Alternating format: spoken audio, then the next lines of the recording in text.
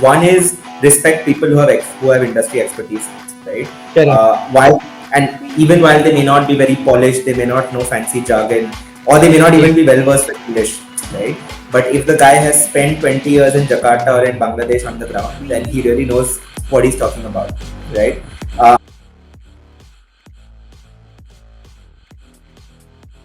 Hey Subin, thank you so much for joining us on Thinking Out Loud podcast. Both of us are, Samik and I are super stoked to have you here and happy to know your journey of building Groyo. Likewise, Samarth, great being a part of this, and looking forward to our chat. Thank you, thank you. So Subin, just to start off with, right? I know there is a lot that has already been covered about you as a founder, right? But for the better understanding of the audience, can you just give some insights about your background, your journey till date, etc., etc. Yeah, no, absolutely. Personally, I'm born and brought up in Bombay, so very much a Bombay kid. Bombay is also very close to my heart, and I'm one of those people who loves the city and can't live away from the city. Did most of my schooling there. Went to Xavier's in Bombay for college, where I had an amazing time. Met a lot of people who are very close to me, both personally and professionally today, and was a great stepping stone for me. Out of Xavier's, I joined Bain. Again a great stepping stone. I think also a place where there's a lot of great community and a lot of folks who today are very close to me and have been great advisors. Are folks I worked with at Bain. Though after some point of Bain, to be fair, I realized that I am someone who's more of an operator and I love getting my hands dirty. And perhaps something which is more of a desk job is not for me, right? Which Right. is when I wanted to take up a role as at an early stage company as more of a builder. Went and joined Zilingo, where I was there for a couple of years, working closely with the founders and the leadership team to build out the South Asia business. Learned a lot about the startup ecosystem, also a lot of learnings on what not to do. I think which helped us a lot as we built out Groyyo. Understood. Yeah, that's super crisp and insightful, right? But I want to move back a little to your history, right? And I think not many people know about this in depth. Is the fact that you started two companies before you ventured into Groyo, right? Yeah. There was an entire content company that you had run, and a portfolio management company that you had run, right? So can you give some insights on how the early entrepreneurial bug bit you and how did you start off early? Yeah, absolutely. I think, as you rightly said, I from college itself had this hida, so to say, right, that I want Yeah. to build something, want to try something new, right. To be fair, I'm not sure where exactly it came from. It was just there in me that I want. Whenever I saw that something is missing, I wanted to sort of go after it and give it a shot. Yeah. But I think a part of it could have also come from the fact that my parents were super supportive and always put that in me that you can go and build whatever you set your sight on. But yeah, I think both. So one was a CAD map, which was as you said, a content management platform which we Yeah. kicked off in Xavier's. It is still live. It's run by the college now. Got We it. kicked it off in about, I think, 2016.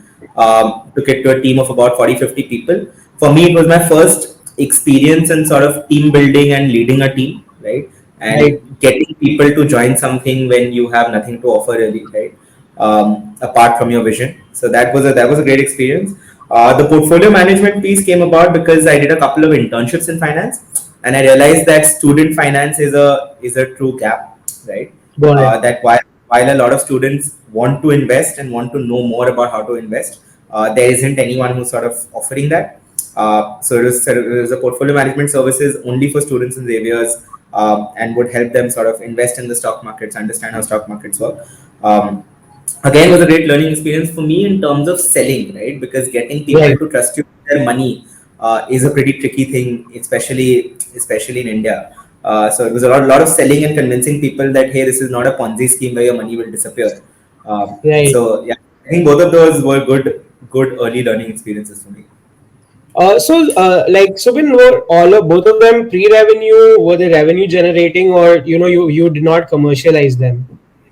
Both of them were revenue generating, although to be fair, I think I realized that neither of them had the ability to really scale and become into a multi-million dollar business, right? Correct. Correct. In both cases, we started generating revenue. In fact, we generated enough revenue to sort of fund our day-to-day costs and the expenses that we would incur, right? Right. Right. But yeah, there was a clear learning in me that while I had the desire to build a business, I needed more experience and more sort of on-ground know-how to actually go and build a scalable business, right? Which is when I Correct. Correct. decided that out of college, I would rather work for a few years than just go and start my own company. Understood. Understood. Fair. So, so we now to move more towards the Bain part of things, right? Ideally, we know of the fact that there is a lot of so again that is derived from the whole PayPal mafia concept, but we have the MBB mafia thing as well, right? Wherein a lot of MBB folks end up starting up together, starting up in general, right? So, uh, given that you joined Bain as probably one of the junior most level that an employee could have in Bain Consulting, right? The front end consulting. How was it, in terms of interacting with a senior partner level, and how did that transcend into Zilingo and then into Groyo?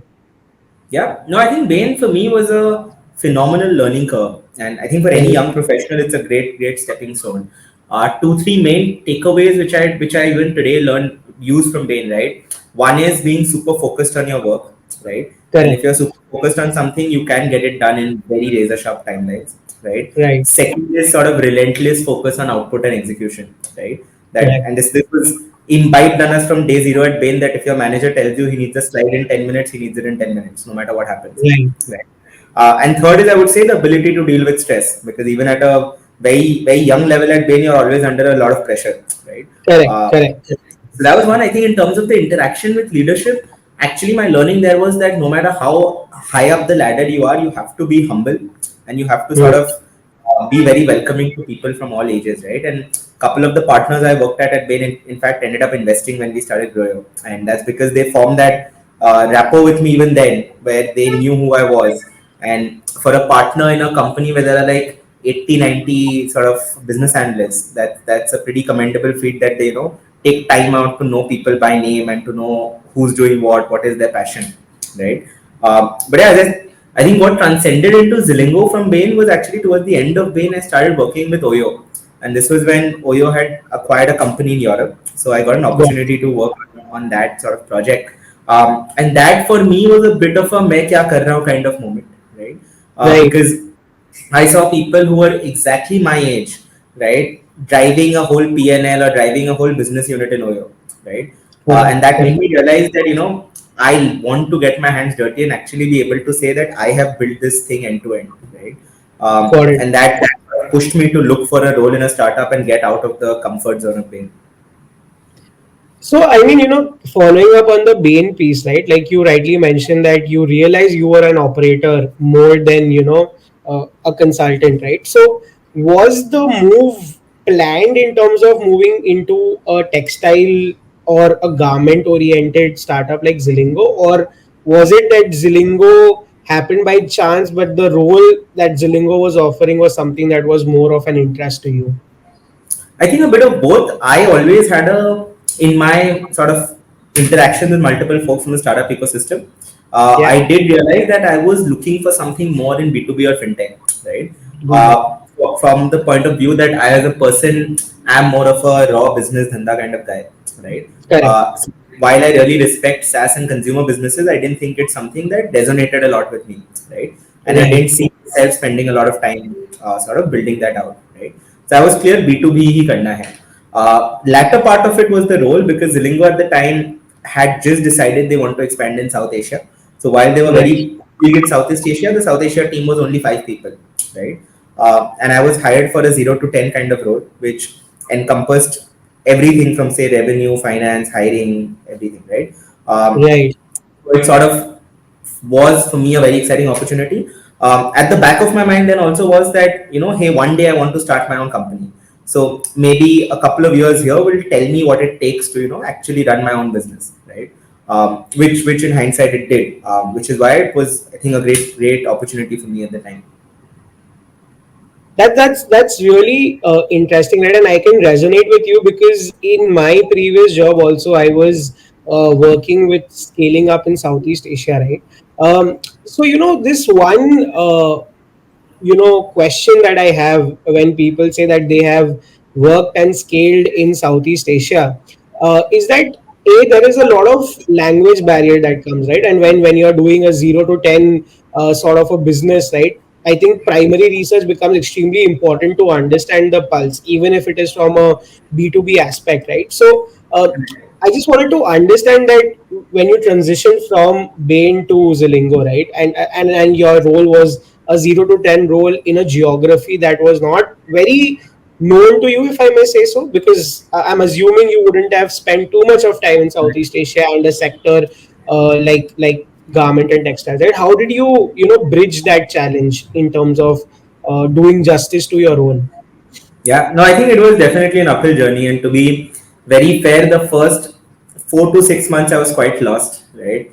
And I constantly had this feeling, मैं क्या कर रहा हूँ? What is this? What does a garment production mean? How does this work, right? In terms of how I bridged it, I think two, three things which I learned, which also helps me a lot today, is one is respect people who have industry expertise, right? Correct. While and even while they may not be very polished, they may not know fancy jargon, or they may not Yeah. even be well versed in English, right? But if the guy has spent 20 years in Jakarta or in Bangladesh on the ground, then he really knows what he's talking about, right? And Correct. I sort of made it my onus that how much can I extract out of him, which I can then sort of learn, right? Right. Second was that forming a bond with all of these individuals, right? Because I realized that there are some things which cannot operate by pure law of power, right? So Right. even if say folks at the top have told them, okay, we've hired this guy in a founder's office role, go talk to him, right? They may entertain me for one cup of coffee, but unless I have that rapport which I build with them, they're not going to And really include me in their day-to-day sort of business, right? So that is something I really put a lot of effort on. That how can I make myself their best friend? And I realized the only way I can do that is by helping them out, right? So I would consciously sort of think through and list down, okay, every person who is, and I had made a map of every person I was working with, right? That what is he struggling with, where is he stuck today, and what can I help unbottleneck for him, right? Even if it is something as small as say, he needs hiring approval for a role which is somehow not reaching management, right? Or maybe one of the younger guys reporting to him wants to leave because he wants a higher compensation, right? And that yeah. case is not being presented well enough to HR, right? So any small thing I can do to make the life better, that was one key part. I think second key part was really just spending a lot of time on the ground. I think when you're in a category or in a business which is very niche, right? You Right. need to devote a lot of time to be spent on the field on the ground, right? There is, as you also rightly said, there is a limited amount you can learn from secondary research or from industry reports, right? Correct. You Correct. have to you have to be sitting with the manufacturers, with the customers, hear what they want, hear their pain points. So I spent a good 6 months just shadowing some senior industry people. I would just be like, sir, please मुझे लेके चलो आपके साथ. I'll just sit there and listen to what is happening, right? And that A became a very good stepping stone of knowledge for me. And B was also where I sort of became very good friends with my co-founder Pratik. And that's how we sort of created that bond, which later led to us starting up. Understood. Understood. I think the point wherein you spoke about looking at connections more from a relation standpoint than a mere transactional standpoint. I think that is super super quintessential, right?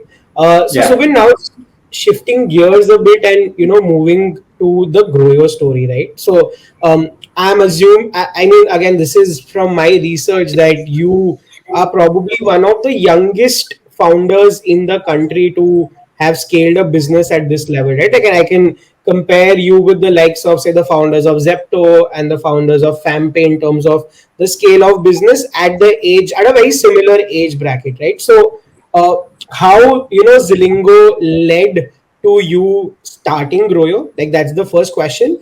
And secondly, I think this is something that has not been asked to a lot of young founders, is that what is it like to be, a founder of such a large startup at such a young age with the impeding pressure that you have from, say, the media, investors, people's expectations, right? If I may say so, like to start the Groyo part of our discussion. Yeah. No, I think to answer the first part, Zilingo is definitely one of the key driving forces for me choosing this vertical and choosing to start up as well, right?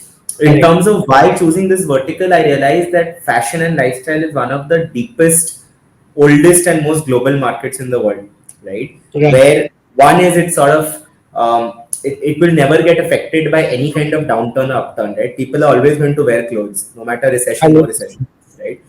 Second is taking this to multiple global markets is a very feasible possibility because at the end of the day, a guy in Singapore, a guy in India, and a guy in Dubai are wearing very similar sort of polo t-shirts, right? And third is I saw that because of actual macro headwinds, right? Supply chain moving out of China, brands wanting flexible, cheaper, and more digital sourcing patterns, right? Correct. 9 out of 10 brands would actually say, "Hey, yes, we want to try a new supplier," right? Which I Right. don't think is in the case for a lot of other verticals, right? And that just makes the whole process of scaling a lot easier because you're selling to a stakeholder who's actually looking for something that you're selling for, versus trying to Correct. sell to somebody who does not want what you're selling for, right? Right. But however, I felt that the founders there weren't sort of being able to do justice to this opportunity. Hence, the timing really seemed opportune to me. And I've always felt in startups, it's a lot about timing than what you're trying to build, right? Um, 100%.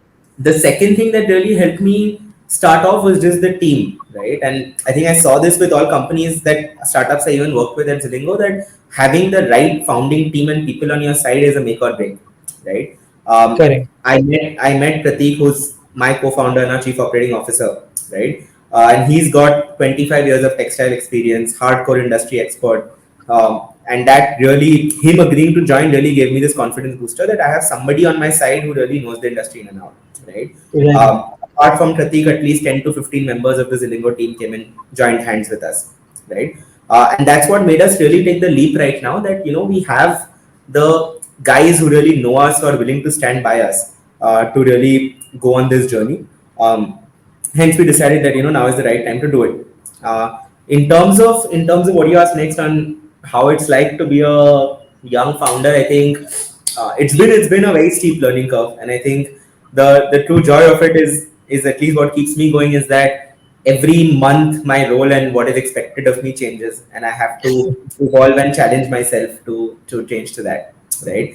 I think on 2 3 fronts for employees and people who work with us, I have followed the same philosophy which I learned early on, which is being very humble and figuring out a way to connect with them rather than just going top down and saying, "Hey, I am your CEO, you need to listen to me," right? Yeah. And perhaps if I was not as young, that a large part of that empathy and humility would not be there for me, right? Correct. Uh, I think a second thing that has been truly important for me is always sort of accepting that there are multiple people in my own organization who know a lot more than me, and I am by far not the smartest of them, right? I might have a very aggressive vision and be very ambitious, but there are so many things I don't know, right? And just constantly focusing on learning as much as I can from all of them and hiring Right. more and more people who know a lot more than me, right? That's been another key part. I think there, me and my co-founder Pratik have really balanced each other well, right? Because he comes in with a lot of experience. So while I am the guy who will always say, "Let's do this tomorrow itself," he will always say, "Let's take a step back and think about it," right?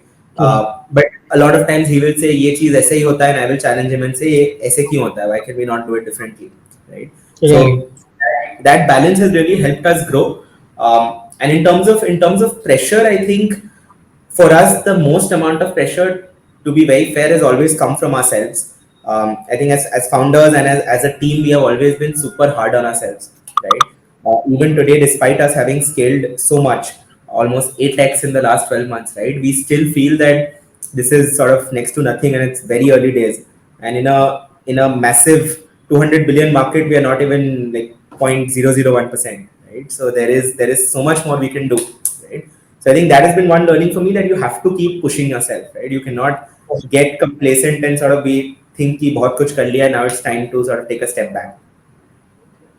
Right. So, you said a few interesting points on which, Subin, I would, want to ask a few follow-up questions, right? Yeah. Firstly, you said that 10 to 12 odd people from Zilingo ended up following you and Pratik into Groyo, right? So, wanted to understand that did, like, at this point in time, was it that you guys were in more of an ideation stage and they had faith in the idea itself and they jumped onto that, or was there some sort of MVP that was there in place, some investors had shown interest, and that was, a proof of concept for them to come in, right?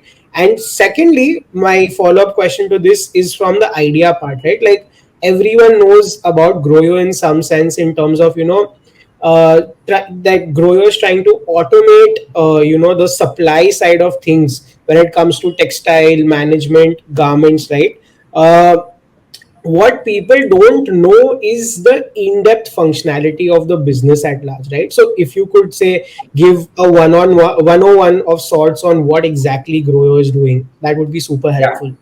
Yeah, no, absolutely. I think on your first part, I think it was largely a bet on the two of us, right? Because Got it. when all of these guys joined, there was no MVP. We had zero capital. I think for the first 3 months we could not pay them salaries, right? And it gave us a lot of confidence and sort of made us feel a lot of faith that they took that jump and showed that confidence in us at a time Mhm. when none of the capital or the scale or the revenue had come through, right? And all 10, 12 of those today continue to be key people in the organization, right? And of course, the level of trust we have on them is pretty significant. While we've had multiple new people who've joined as well, right? In terms of your second point on what we do, so fundamentally, the problem statement we went after was, hey, as fashion and lifestyle brands want a cheaper, more agile and digital supply chain, right? Where Right. can this really come from, right? And we realized that while multiple B2B players were going after enterprise manufacturing, this can actually come from SME manufacturing, right? Because Mhm. it is actually the chota factory who can give you very small MOQs. It is actually the smaller manufacturer who can give you very cheap prices. And it is also the smaller manufacturer today who is the least underserved because he's operating at 50% capacity. So half the factory is actually empty, right? Yeah. A second key sort of thought for us here is that we want to work with someone for whom we are genuinely creating value, right? And we felt that if you are creating true value for your customer, you will end up growing as a business, right? So for a small manufacturer who does not have this sort of platform technology, this really becomes a true value additive solution, right?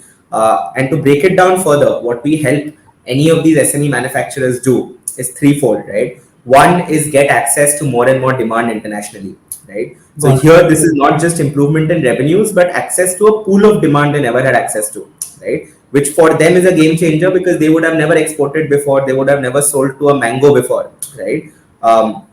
Second is helping them source raw materials cheaper than what they were sourcing it at. And I think this is pretty key because most of these guys were exploited by multiple small middlemen and traders who came in between. And they would end up buying the same fabric which a large guy is buying at 100 rupees a kilo for 115 rupees a kilo, right? Which is really eating into their margins.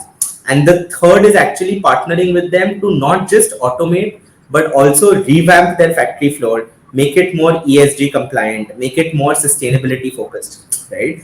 And we realize that this is something a lot of these small manufacturers want to do. It's just they lack that guidance and toolkit. कि करना कैसे चाहिए? They are, I Correct. think, fundamentally anyone in business is not stupid, right? So if a guy has been running even a 10 crore ka factory for 30 years, he knows that I need to be ESG compliant for me to continue surviving, right? But he does not have the know-how of how to do it, right? And if you Correct. take a step back and think of what are the three things that would keep a small manufacturer up at night, right? I would say we are solving all three of them, and that is why we really focused and built our platform in this way that we can create enough value for that guy that he views us as a true business partner and has a strong relationship with us versus just as a transactionary platform जहाँ से उसको एक दो order आ जाता है. Correct, correct. So, when, just two follow-up questions to this, right? Essentially, the garment industry in India at large is very fragmented, like you rightly mentioned, right? Like, there are too many pockets everywhere, and the main TG for you guys is essentially SMEs, right? And from my understanding and my research, right, SMEs are very, scattered in terms of location, in terms of, backward areas with limited mobility, limited logistic connectivity, right? So Yeah. essentially, how difficult is it to, again, standardize the process and get all of them onto scale or at pace? And my second question is that what I have typically seen, right, is that these smaller manufacturers, right, they are at times very averse to technology adoption, right? Like, I mean, they could be clocking 10 CR, 20 CR a year in revenue, right? But for them, that growth trajectory or that, hockey stick growth or even technology adoption to reach that hockey stick growth is something which is very far fetched. Like, they would be like, no boss, we are very happy with where we are at, right? So how did you tackle these two larger challenges, if I may say so? Yeah, no, I think very well put. And these are definitely challenges we sort of face every day, which I don't think will ever go away, to be fair, right? Correct. In terms of how we went about tackling it, right? In terms of the first point around manufacturing being very very scattered across India and South Asia as a whole, I would say, right? Um, would broadly be around two things. One is identifying clusters we want to be present in, right? And hiring and building teams of local level expertise in those clusters, right? Correct. Um, and that really helped because it's very important that the manufacturer is being spoken to by somebody who he can relate to, right? Even to the extent that you cannot take someone from Bombay and put him in Tirupur or Coimbatore to speak to these manufacturers, right? It needs to be somebody from that region, right? Um, the second element that really helped us here was sort of leveraging a lot of references in every local market after we have proven our concept with one or two of these guys, right? Hi, Subin. Sorry, I got dropped off. Sorry, I Yeah. mean, the recording is still on. You can continue. Sorry. Yeah. And I think the second thing that really worked for us was not treating it as a full-fledged gung-ho marketing campaign where we go and pitch to 100 manufacturers in, say, Ludhiana, right? First, working with only two or three manufacturers, proving our value, proving what we can bring to the table, and then leveraging them as change agents or as sort of our, referrers to go and pitch us to more manufacturers in the region, right? Because Yeah, when a SME manufacturer is being told, hey, these are good guys and say काम कर लो from someone in their own community versus an external party, there's a lot more trust that comes in, right? On your second point on technology, I definitely agree. This is a uphill battle, right? There's no running away from it, and it will be an uphill battle for at least the next 3-4 years, right? And I think that two things we have done to really solve this. One, from a product design point of view, has been to keep our product very very simple and very very easy to use, right? And we realize that if you want to build a SME textile SaaS, it's not about how many features you can offer, it's about how simple can the product be, right? So to correct. give you an example, our product was built from the factories. Our engineers, our product heads were sitting in manufacturing units for a month or two, right? And we replicated their behavior to almost 100% of the extent possible, right? That Correct. whatever they were doing in the offline world, they were asked to do the same thing on the online world. So in the offline world, if you had a notebook which had a time and action plan for every order, the Groyo app offers you the exact same functionality, Got right? it. Got it. Second thing that really helped here was vernacular language, right? So our app today is now live in Hindi, Bengali, Tamil, Telugu, Turkish, right? So in every supply market, it's available in that local language. And when Got it. they sort of use that in their local language, of course, there's a lot more comfort. And while of course implementation is a handheld approach, both of these things really helped us scale our tech adoption significantly. Got it. Got it. I think that's super insightful. Wherein using the vernacular narrative through the application, right? You're just now focusing a little on the whole expansion part of Groyo, right? Like, Yeah, Groyo is a business which is being built in India for the world, right? If I may put it correctly, and yeah, there has been a lot of study about Groyo moving into international locations in terms of Middle East, Southeast Asia, right? So, wanted to understand that a business which is so young, how have you been able to pivot into multiple global geographies, if I may say so, right? And having a strong foothold in India at the same time. yeah.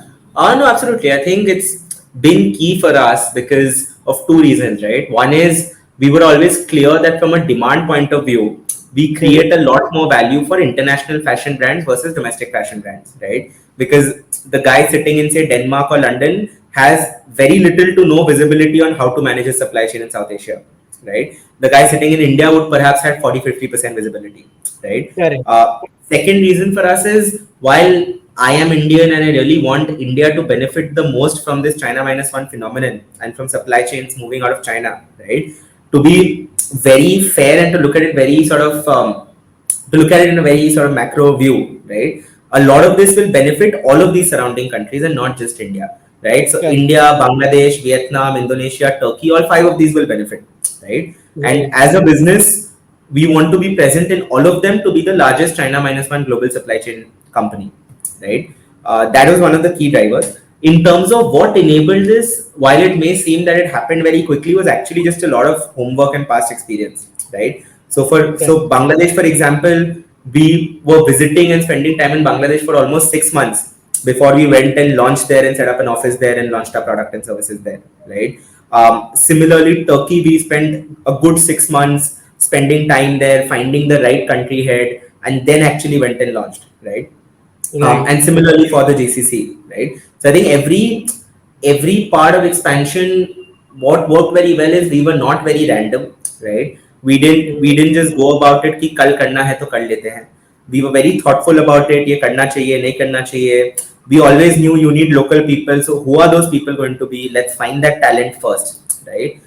So something, for example, like the European Union is a market we have not expanded that aggressively into, right? Correct. Because we know we don't have preparedness and the right people on the ground today, right? So I think it's a combination of just, of course, working fast, but also having a clear sort of plan on kaise karna hai, how will you enter, and how will you go about it. Because in any new market as a foreign company, the biggest risk you run is reputation risk, right? Right. Because if you do sort of mess up the GTM, then you will have multiple local, say, Bangladeshi manufacturers telling each other, ये Groyyo को कुछ पता नहीं है, इनके साथ काम मत करो, right? Correct. And then it's a very uphill battle to crack that market. Understood. So, Subin, just to have two follow-ups to this, right, of very interesting points that you spoke of, wherein even I am from a B2B SaaS startup in the crypto space, right, and we also spend a lot of time in understanding the local talent over there, figuring out the right set of people, and then moving into that geography, right? So, my question is that when you are expanding in such a manner, how difficult is it to say find the right talent and be convincing them to work for an Indian origin international organization, right? Because that's a very big challenge because of the mindset difference, cultural difference, etc., right? And my second question essentially is in terms of the marketing strategy that Groyo might be using, right? Because again, you are not a B2C startup wherein you can do Instagram or influencer Correct. marketing, right? And the target segment again is very inwards into the country region, right? And their touch points are very different from what a modern day consumer would be having. So how do you solve these two challenges as an organization and as a founder? Yeah, no, I think the first one on talent is a very real problem, and it is definitely for us the toughest part of any region expansion, right? Right. Because as you rightly said, we are not a B2C business. Online marketing has no role in our business at all, right? Correct. So having the right talent is the critical path, right? How we solve it is two three ways.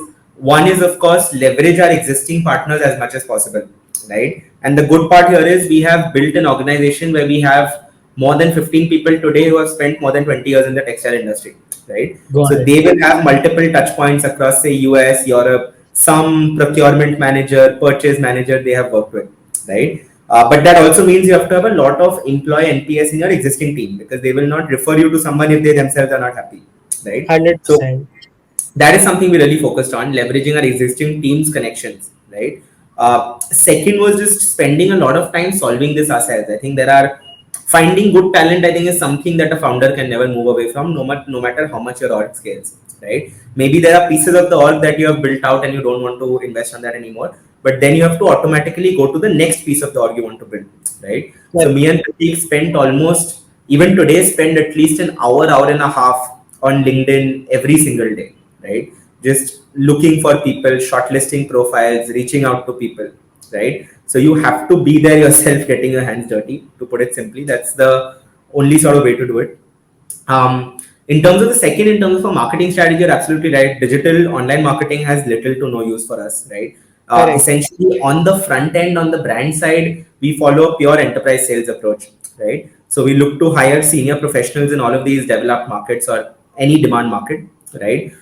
With at least 10 to 15 years of, and to here the key element is they need to have hardcore fashion lifestyle experience, right? Because they are essentially going to be going and pitching to a Mango or a Zara, right? So you Correct. can't have a, like, I myself will never go for the first sales meeting, right? Makes So sense. getting, again, coming back to the talent point, that's a part of a marketing strategy as well. The second part that's actually worked for us here is being a part of key physical events across the world to make our brand more well known, right? To give you an example, recently there was a massive fashion trade show at Las Vegas, the Magic Fashion Show, right? Yeah. Where we went and we put up a big exhibition, we showcased our technology, showcased our products, right? So that just helps the right niche stakeholders in that market know कि अच्छा Groyyo कौन है, right? So Correct. for us, marketing is more of that and less of online marketing. And we actively put a lot of effort in identifying where is the next event happening where we can go and showcase our brand. Got it. Got it. Got it. So it's super offline marketing slash events focused. Correct. Correct. Yes. So, Subin, just a very interesting follow-up question that I had, right, is in terms of, use. I mean, the narrative is very true that for B2B SaaS and B2B enterprise SaaS, right? I think offline marketing is very important, but the way things are changing, way decision makers are changing, right? With more Gen Yeah. Z people having the purchasing power, how do you think content would be leveraged for marketing in terms of a B2B SaaS business? Uh, I think content increasingly does have a pretty active role, Correct. right? Even for a B2B business which is as niche as ours, right? I think it can be leveraged in two ways. One is by having content which is very focused on what the consumer is trying to see, or what the Yeah. consumer what we really trying to communicate to the consumer, I would rather say, right? So if you look at our LinkedIn page also, a lot of our recent content is around how we make our factories more ESG compliant, what technology interventions do we do on the factory floor, right? Because what we are offering to the world is a aggregated supply platform which has high quality manufacturing, right? So it's Correct. very important for sort of anyone who looks at us to understand, as you rightly said, ki what is it underneath the cover, right? Ki aap exactly kar Correct. kya rahe ho, right? So I think that is one part. Second part I would say is to identify which channel of distributing that content works best for you, right? And that can be both online and offline, right? So for us, say online, a little bit of LinkedIn marketing still is something that helps it to a certain extent. Offline, these trade shows help, right? So instead of sort of just burning capital trying to activate all content channels, I would say take a step back and think where is your customer going to spend the most time, right? Where you can really appeal to them and get them to get interested in your product. Got it. Got it. Got it. That's actually a very interesting take. But just one last follow-up question on this bit before we move to the conclusionary ends is that your target segment in say India is basically these factory owners who probably are in very tier two plus cities, if I may say so, right? So for them, Correct. say a LinkedIn or an Instagram or a Twitter is of no use, right? And I'm Yes. I'm assuming that over there or in these cities you don't have those many trade shows or trade events, right? That could be there in a tier one or a tier one to tier two city, right? So how Correct. would you or how would Groyo as an organization tap onto these individuals? No, I think that's a good question from a content point of view and from marketing point of view, right? I think Yeah. two, three things have really helped us there, right? One, to a certain extent, has been WhatsApp groups and WhatsApp marketing, which has become very Right. powerful in these kind of tier two, tier three cities, right? So every city we are present in, even Tirupur for that matter, will have a Tirupur Garment Association group, right? Yeah. And all the garment manufacturers will be on that group, right? Correct. So one is leverage that WhatsApp channel to get your content sent across. Like, hey, what work with Groyo because आपको XYZ value add मिल सकता है, Correct. right? Second, from an offline point of view, also is again identify these groups and convince any one or two large stakeholders there to sort of sponsor you, right? Like when we were trying to enter Surat, also we found the Surat Textile Association, got a couple of meetings with the chairperson and the committee members, convinced them of how we can help SMEs in Surat, and they Right. then sort of in one of their town halls gave us a slot where we could come and present what we do and what we can bring to the table, right? Correct. And sometimes that, although I would say in our view that works better after you have done thoda sa 0 to 1 in that region, right? Because if you're 100%. absolutely new, the first question from any guy would be कि आप और किसके साथ काम कर रहे हो, right? Correct. So Correct. because nobody wants to take the first mover bet, right? So once you've started working with say 2 3 guys in Surat, then it makes sense to go to that kind of a forum and be like, hey, मैंने XYZ company के लिए XYZ value create किया है, why don't you also give me a chance? Makes sense. Makes sense. Fair. Fair. So Subin, being very wary of your time and respectful of your time, right? We just moved to the last bit, which is a segment that we have common across all our panelists, right? Like these are two questions that we ask all panelists, which is very subjective, which is about Subin as an individual, Subin as a founder, Subin as an entrepreneur, right? So first thing which I think is very important for our generation at large is, what is your definition of personal finance? Could be anything, but how do you look at personal finance? And B is, given that you have achieved a lot at a very young age, right? If we look at it from a relative perspective, so what are some of the books, newsletters, podcasts, blogs that you might have been following or looking at to upskill yourself and reach where you are today, right? That there's always in-person events and conversations that are there, but there is always a secondary reading thing that adds to your skill sets. So these two questions Yeah. for you. Yeah, no, absolutely. I think on the first one, my view on personal finance would one be to keep it simple, right? I think there's a lot of content out there today, and there are too many people trying to dabble their hands in too many things without understanding it entirely. So one is keep it simple. Second is sort of have clear goals on why you're saving, what are you going to do with that capital, right? Correct. And third would definitely be very ambitious about it, right? So I think the key element for any person would, in my view, would be to have enough capital to let yourself take a risk, right? And from my personal example, when I left Zilingo while I'd only been working for like 4 odd years, right? I'd managed to save enough to not worry about not getting a salary for the next year at least, right? Got it. And I think that if you're someone who wants to be an entrepreneur, that is very important because the journey is uncertain. All companies have their own journey, right? We have of course managed to grow fast, but there are companies who take some time to grow, and that doesn't mean it's a bad company. They end up building phenomenal empires, right? But if you are setting out on the part of entrepreneurship, you have to keep that buffer for yourself, for your family, for example, that okay, there is going to be a 1 2 year window where you will not be having sort of a regular income, right? So personal Correct. finance, I think, it becomes even more critical if you want to become a entrepreneur, right? um, in terms of books, blog, it's a pretty varied one. I've not had a real systematic approach to it, right? Of course, books on investing in college is something I poured over quite a bit, which helped me a lot even today. The Intelligent Investor being one, right? So just basic, I think gives you, I think understanding investing and reading a bit on investing gives you a basic fundamental even in business, right? That if you're looking at a dhanda or a transaction, should you do it, should you not do it, does this make sense, right? So that's helped to a certain extent. The Lean Startup is one which I've enjoyed recently. Again, a pretty interesting read. Apart from that, The Economist is something I've always had a regular subscription of since like first year, and my first economics professor told me you have to get this, right? So I think these are two, three. I think again, same thought. I think doesn't have to be that you're taking out an hour every day to read, right? Just stay updated on what's happening across the world. But one thing I do recommend, and which I do personally, is every quarter I try to pick up any one thing which piques my curiosity and go very deep into it, right? Got it. And I think that, in my view, adds more value than just reading a high level about multiple things over the span of time, right? Like for me, like last quarter, for example, was just accounting, right? Because we're at a stage of company now where a lot of key accounting metrics become very important for us, right? So just deep diving on that and understanding every metric, understanding how accounting works to a very detailed level, right?